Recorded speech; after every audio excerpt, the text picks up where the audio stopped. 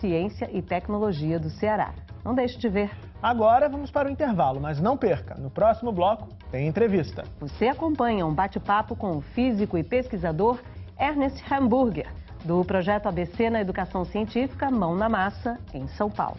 Na medida em que o estudante, seja na universidade, seja no ensino médio, seja no ensino fundamental, seja na pré-escola, percebe que ele está descobrindo o mundo, que o mundo é uma coisa variável, que é diferente do mundo dos pais dele, e que ele tem que entender e agir sobre esse mundo, ele vai entender ciência.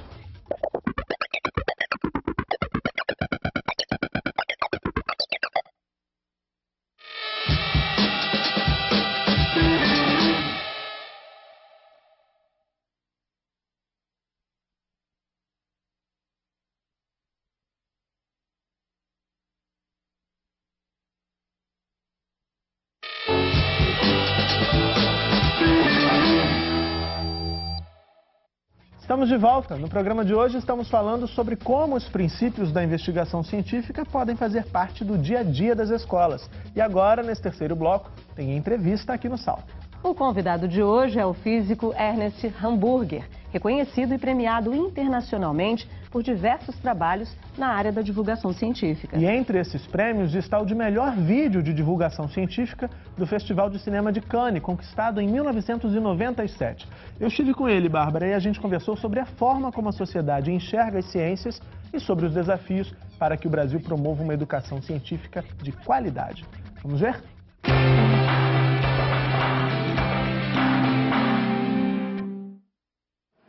Professor Ernest, o senhor é físico e a física é uma das áreas do conhecimento que recebem mais rótulos. Há quem julgue os conceitos e fórmulas da física incompreensíveis. E mesmo entre os alunos que passam anos estudando cinética, ótica e mecânica, não é raro encontrar pessoas que dizem que não conseguem ver de que forma que esses conhecimentos estão presentes no nosso dia a dia. Para começar essa conversa, eu pergunto ao senhor, o que há de errado quando a gente não consegue perceber de que forma a ciência está inserida no nosso cotidiano? Veja, o que você está descrevendo não é específico da física, né? Matemática, biologia, todas as ciências e todos os conhecimentos também. Você tem muita gente que não aprende bem na escola. A nossa escola não funciona tão bem quanto nós gostaríamos que ela funcionasse. Há muitas dificuldades para melhorar a escola. O principal, mas não suficiente, é necessário, mas não é suficiente, é a formação do professor e as condições de trabalho do professor. Em física, em particular, a falta de físicos bem formados para serem professores é muito aguda. É uma das disciplinas em que há a maior falta de professores. Então, a profissão do professor precisa ser muito valorizada.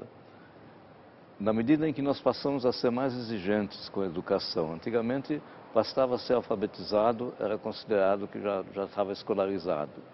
Hoje se quer que a pessoa entenda as leis de Newton, no caso da física, e entenda até mesmo as últimas leis da física quântica, que são muito difíceis.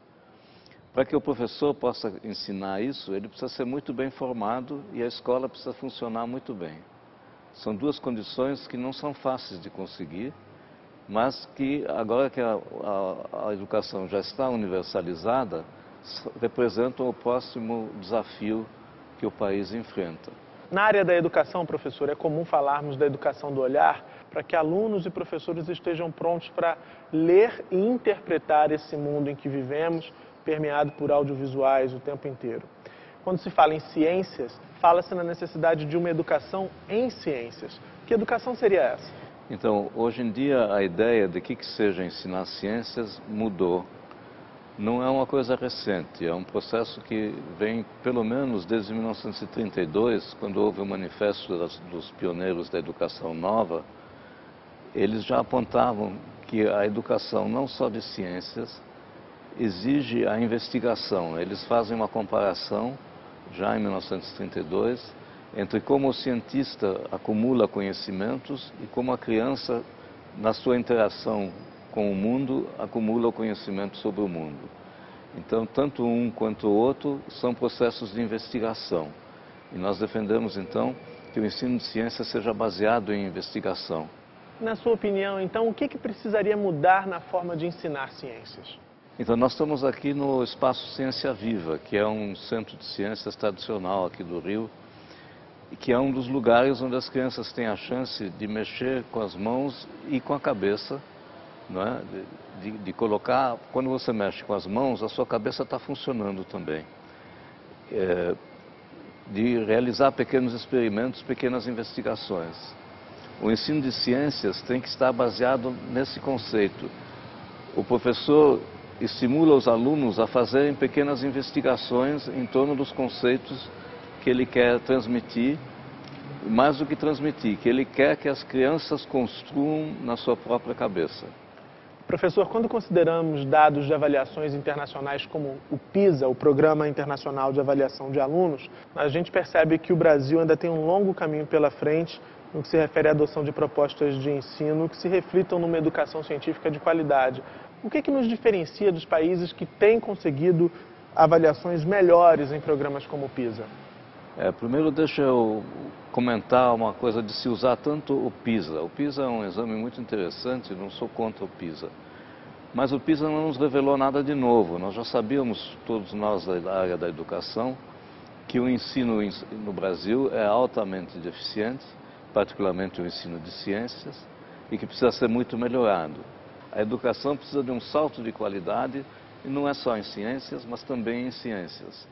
Esse programa que eu coordenei, ainda coordeno em parte de ensino de ciências baseado em investigação, que se chama ABC na Educação Científica, Mão na Massa, é uma tentativa de fazer isso. E um ponto interessante é que ele une a alfabetização, aprender a ler e escrever, com aprender ciências. Então, é uma mudança educacional profunda, não é rápida. Não é daqui a 3 anos, muda o ministro, daqui a 3 anos vamos ter novos resultados. Isso vai ir muito devagar. E a chave é você conseguir que os professores se aperfeiçoem cada vez mais. Nós, professores universitários, eu sou professor universitário, temos um papel muito importante que é na formação do professor, na formação inicial do professor. Essa formação, então, além de ser muito mais forte em conteúdo do que ela é atualmente, ela tem que ter também esse elemento de realizar pequenas pesquisas, não só de decorar os livros. Não basta repetir o que nós aprendemos dos nossos antepassados, isso é necessário que a gente conheça. Além disso, a gente tem que descobrir o mundo novo. A cada instante o mundo é novo, que nós enfrentamos, né? As mudanças sociais, as mudanças tecnológicas, as mudanças climáticas, tudo isso a gente tem que acompanhar. Na medida em que o estudante, seja na universidade, seja no ensino médio, seja no ensino fundamental, seja na pré-escola, percebe que ele está descobrindo o mundo, que o mundo é uma coisa variável, que é diferente do mundo dos pais dele, e que ele tem que entender e agir sobre esse mundo, ele vai entender ciência. E é essa, então, a proposta, a perspectiva do projeto ABC na Educação Científica, Mão na Massa. Esse modo de pensar a educação não é exclusivo do Brasil, não é? Na época do Manifesto dos Pioneiros da Educação Nova, havia muita influência de um pedagogo norte-americano, John Dewey, né? Hoje, as academias de ciências do mundo todo estão apoiando esse tipo de ensino desde a infância. Porque as academias de ciência são de cientistas que não estão diretamente ligados à educação, em geral, estão concentrados nos problemas de pesquisa de ponta. Mas eles percebem que a população em geral, e particularmente os alunos que vão trabalhar com eles nas universidades, nos institutos de pesquisa, têm essa deficiência que, se eles tivessem sido educados melhor desde o primário, o resultado apareceria na universidade e na pesquisa. Então, todas as academias de ciências do mundo estão apoiando esse tipo de projeto. Então nós temos esse projeto da Academia Brasileira de Ciências, que é parecido com a da Academia Chilena de Ciências, da Academia Mexicana de Ciências, da Academia Norte-Americana de Ciências, Da academia finlandesa, a Finlândia é um dos países campeões no projeto PISA, né? Na academia alemã de ciências e assim por diante. O senhor acaba de falar na Academia Brasileira de Ciências. O Brasil tem a Academia Brasileira de Ciências, da qual o senhor é integrante. Hoje em dia, professor, temas como aquecimento global e mudanças climáticas, por exemplo, estão em pauta no mundo inteiro, né? E aqui no Brasil, o senhor acha que a população brasileira tem se interessado, tem discutido esses temas tão importantes suficientemente? A população se interessa de maneira suficiente por ciências? Eu acho que sim. De uma forma geral, eu me impressiono com o interesse que a população tem por todos os assuntos artísticos, futebolísticos, científicos e até paracientíficos, né? O brasileiro é generalista, então, né? É, exatamente. Agora, nem sempre os professores conseguem aproveitar esse interesse intrínseco que todo mundo tem. Então, as escolas precisam passar a se preocupar, não de ter os alunos, mas de ensinar para os alunos conseguirem não só passar de ano, como passarem bem de ano, né? Em outras palavras, a escola tem que ter, cada aluno que some ou que vai mal na escola é um problema, né? Então o conselho de professores tem que discutir caso a caso cada aluno que está tendo dificuldade e ver o que está acontecendo. Você tem que exigir que o aluno na escola aproveite a escola. Esse aproveite é muito amplo, pode ser que ele vá aprender a jogar futebol, mas ele tem que aprender um mínimo de física também, um mínimo das outras coisas, né?